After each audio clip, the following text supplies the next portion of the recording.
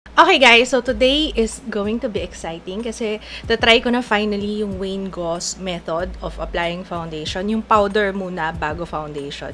Will it work sa aking oily skin? And will it work dito sa init ng panahon dito sa atin sa Pilipinas? Ang gagamitin ko is yung mga available locally para madaling hanapin. First is maglalagay muna ako ng primer. And I will be using yung City Color Mattifying Primer. And nabili ko to sa Watsons. I like this one kasi nako-conceal niya yung mga pores. Especially dito sa area na to. Kasi I have large visible pores. Kapag naglalagay ako ng primer dito, ganyan-ganyan lang. So, wag mo igaganon kasi para hindi ma-dislodge yung primer. Kasi it's supposed to fill the pores. Every time na may susubukan akong bagong technique, bagong method para mapatagal yung foundation, hindi ako kaagad-agad naniniwala kasi iba yung nasa abroad kay. Alam niyo, napansin ko nga nung nandun sa Ilocos, yung foundation ko, gamit ko doon Marc Jacobs, mas tumagal yung foundation ko doon kahit na pinagpapawisan ako kasi yung hangin, kahit mainit, mahangin, tapos parang dry. Dito kasi sa Maynila, malagkit yung hangin.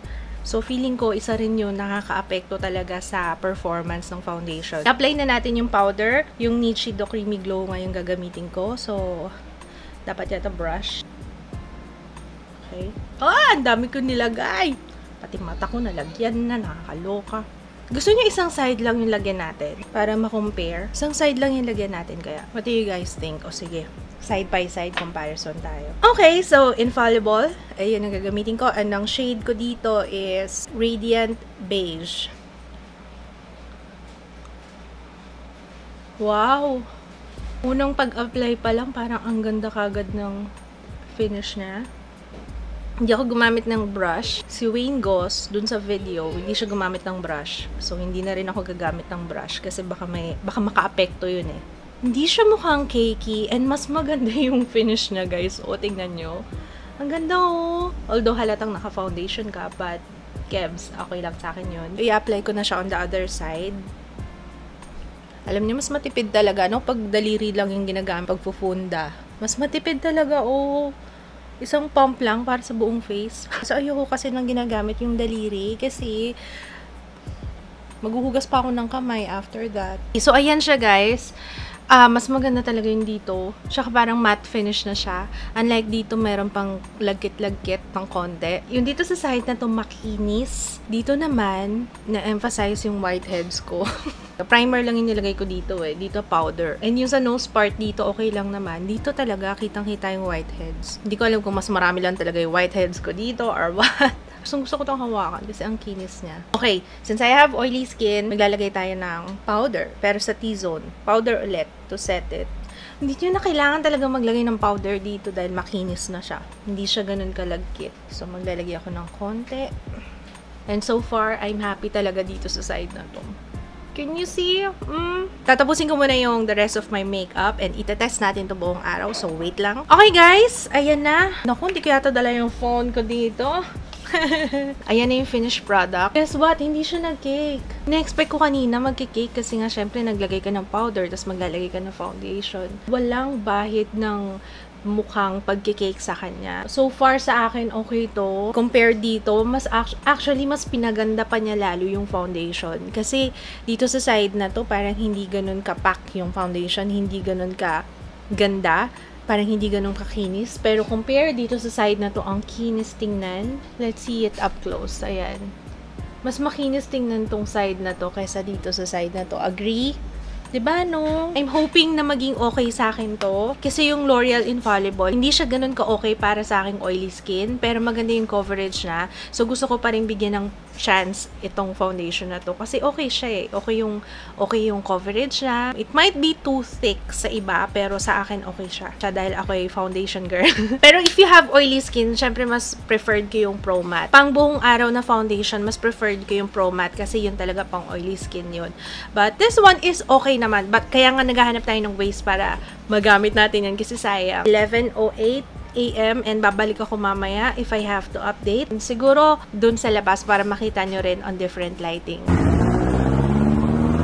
Ayan, papunta na kami sa school ni Jay. Actually, chinecheck ko lang yung foundation ko. Kasi Medyo pinagpawisan na ako dun sa jeep. Pero carry bells pa naman. Ikaw, Jun. Ikaw, Papa. How are you? Wala na. Dito kami sa Max, waiting for table. May pero in fairness, so, ang ganda ng foundation ko ngayon.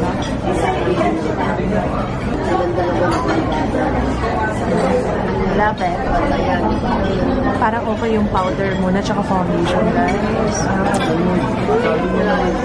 Okay, everybody, update pag may time. Oh my God! Ano, ito may, Diyos ko, minahan ng langis na naman tong mukha ko. Naglilinis ako ng bahay, initong kwarto. And, yeah, ipapaship ko kasi yung giveaway winners na, anong petsa na. Ay, hindi, gamitin ko na lang pang blot. Nasaan na yun? Okay, gagamitin ko to. Mary Kay Beauty Blotters. Alam nyo, parang mas hindi na carry nung powder. Oo, maganda kanina yung finish. Maganda siya. Mukhang fresh, makinis. Pero hindi niya na-maintain na mattified yung face ko. Sobrang oil pa. Tingnan nyo naman. Talagang walay. Sinabi ko ba kung anong oras na? 6:06 na, guys, ha? Wala, talagang hindi effect yung powder muna bago foundation. Akala ko pa naman kanina, sabi ko, I have high hopes. Tingnan nyo yun dito, hindi siya ganun ka oily. Unlike doon sa part na to, hindi pa rin yun ang hinahanap-hanap nating mga oily. Akala ko pa naman, promising siya. Naasa niya lang ako. So, yun lang, guys. I think I'm gonna end this now. So, kanina lang siya maganda. Nung umpisa, siguro mga 2-3 oras. Pero hindi niya nakayanan yung init. Malinsangan kanina, yung pala kasi uulan. Naarawan ako, pinagpawisan, nahula. Hindi naman medyo nahulas. Pero, ayan, sa ngayon, tari lang yung foundation ko. Parang the same lang kung nag-baking ako. Parang feeling ko nga mas maganda pa kung nag-bake na lang ako eh. Hindi pa rin siya papalit sa baking and sa Jamsu. Yung powder before foundation, hindi siya effective dito sa panahon or dito sa weather natin. Kung nagbabasa pa man din ako ng comments, sabi ko, wow, mukhang effective nga. Kasi ang daming nag-comment doon na okay daw sa kanila, effective sa kanila yung powder muna bago foundation. Unfortunately, hindi siya okay para sa aking oily skin. Di bali guys, maghahanap pa rin tayo ng ibang ways para mapatagal natin yung foundation. Pero so far, ang okay talaga sa akin is baking, yung Jamsu, kaso matrabaho yung Jamsu. Tingnan nyo, ang dami pa rin oil.